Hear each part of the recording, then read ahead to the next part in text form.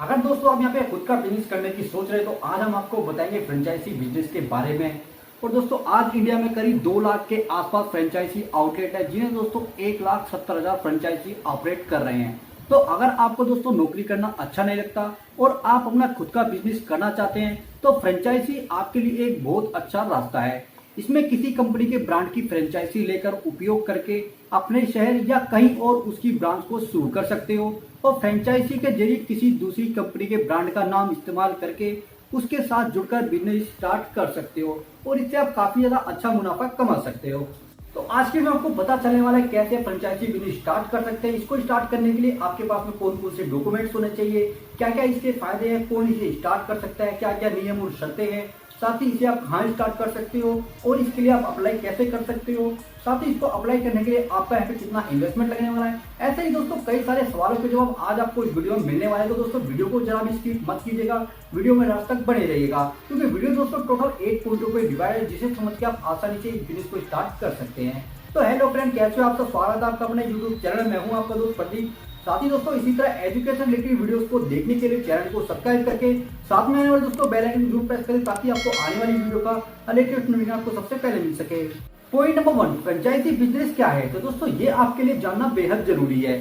किसी भी कंपनी के ब्रांड का नाम इस्तेमाल करके अपने शहर में उसकी शाखा शुरू करना ही फ्रेंचाइजी कहलाता है। फ्रेंचाइजी के माध्यम से आप उस कंपनी की दूसरी ब्रांच को शुरू कर सकते हैं और कम समय में किसी दूसरी कंपनी के नाम के साथ अच्छा फायदा कमा सकते हैं। अगर आप किसी कंपनी के ब्रांड के नाम का इस्तेमाल करके काम करते हैं तो इसके लिए आपको उस कंपनी से कॉन्ट्रैक्ट लेना होगा और फीस भी देनी पड़ेगी।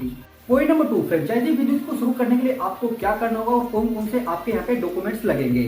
तो सबसे पहले आपको दोस्तों फ्रेंचाइजी बिजनेस शुरू करने से पहले आपको उस जगह को चुनना होगा जहां आप अपना बिजनेस शुरू करना चाहते हैं, जिसमें ज्यादा भीड़ भाड़ वाली जगह पर यह बिजनेस काफी बेहतर तरीके से चल सकता है और आप इस काम से लाखों रुपए कमा सकते हैं। साथ ही आपको ये भी ध्यान रखना है, आपको उसी कंपनी की फ्रेंचाइजी लेनी चाहिए जिस प्रकार के बिजनेस में आपका ट्रस्ट हो, नहीं तो दोस्तों आप उसमें सही तरीके से काम नहीं कर पाएंगे।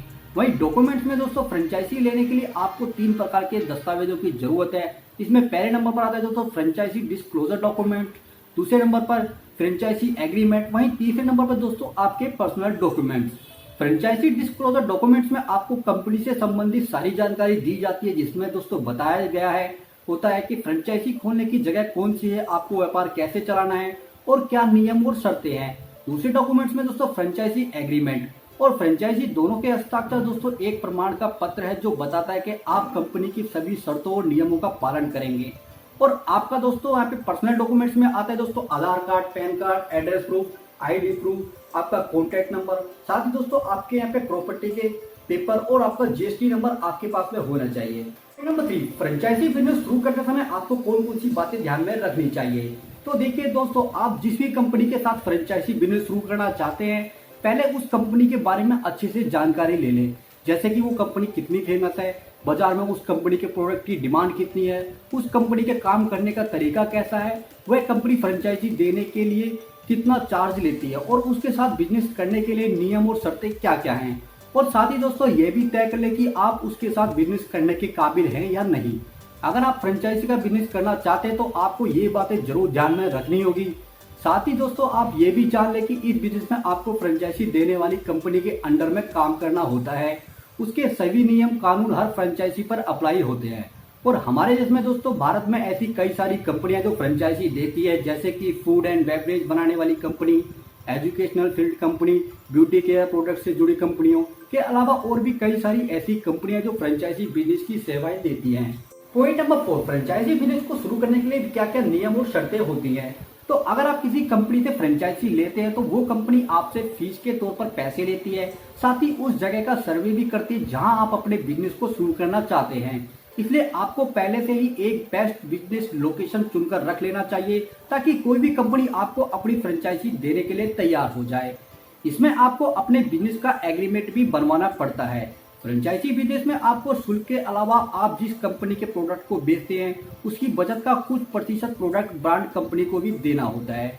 वहीं इसके अलावा आप जिस कंपनी की फ्रेंचाइजी ब्रांड का उपयोग करना चाहते हैं उसमें बिजनेस करने के लिए नियम और शर्तें भी पूरी तरह से आपको यहाँ पे करनी होगी, तभी आप फ्रेंचाइजी बिजनेस कर सकते हैं। पॉइंट नंबर 5, अब दोस्तों यहाँ पे बात करें फ्रेंचाइजी बिजनेस करने के क्या क्या फायदे हैं। तो दोस्तों आपको बता दूं, अगर आप किसी बड़ी कंपनी के साथ काम कर रहे हैं तो बहुत कम समय में आप अपने बिजनेस को सफल बना सकते हैं और अच्छा लाभ कमा सकते हैं। और अगर आप दोस्तों अलग से अपना खुद का बिजनेस शुरू करते हैं तो कम से कम आपको 6 महीने तक तो दोस्तों आपको अपना बिजनेस सेट करने में लग जाएंगे, क्योंकि पहले आप कस्टमर जोड़ेंगे।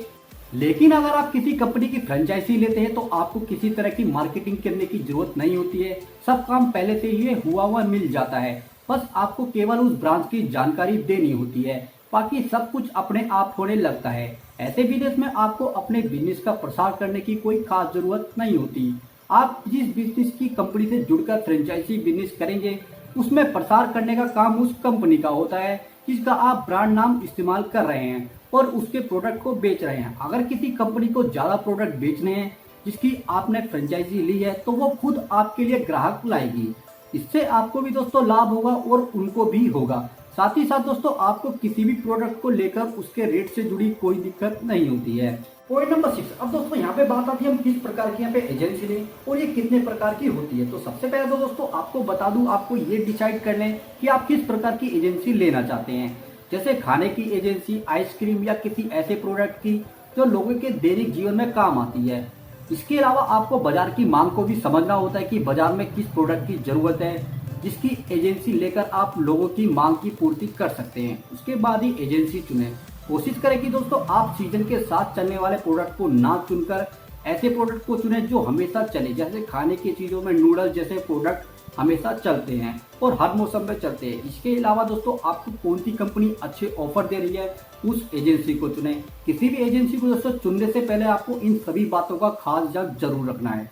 वही बात करें दोस्तों फ्रेंचाइजी कितने प्रकार की होती है, तो ये दोस्तों 4 प्रकार की होती है, जिसमें product franchise, manufacturing franchise, business franchise और बिजनेस फॉर्मेट फ्रेंचाइजी। अब ये आपके ऊपर डिपेंड करता है कि दोस्तों आप किस फील्ड में उतर के किस कंपनी के साथ यहाँ पे बिजनेस करना चाहते हो।